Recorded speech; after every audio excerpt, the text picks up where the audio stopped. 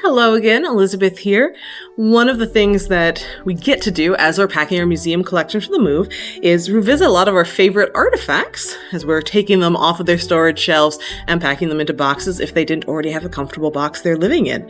In that category, two recent fun items are this chisel and mallet, which came to us last year. The thing I really love about them is that they're an example of a working person's tools that left an ongoing legacy in Tacoma that we actually know about. Because too often the people who actually are going around, say, building buildings aren't the people who are writing fancy histories about how important they are, and so we don't always get their stories. Fortunately, in this case, John Bjorklund, who was a stonemason that moved to Tacoma at the very beginning of the 20th century, has a great-granddaughter, who preserved his tools and eventually brought them here to us with her family's knowledge of which buildings he worked on.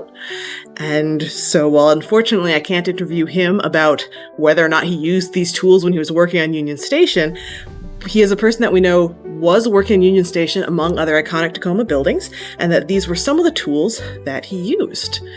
Actually came in as a slightly larger set, so we have 3 of his chisels as well as 2 mallets and a really nice big tool that I don't entirely know the name of.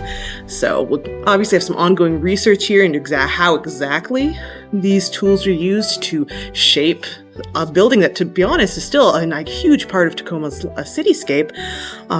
But also it's a fun reminder of what exactly goes into building a monumental edifice. And as items that help us tell that part of Tacoma's story, these are some of my favorite recent acquisitions for our museum collection. So they've been living in our open artifact storage shelves since they arrived in the museum last year. And as part of the move, they're now about to get packed into a moving box that will take them safely into their new homes. Thank you so much for joining us, and we'll be back soon with more fun artifacts out of the Tacoma Historical Society's collection.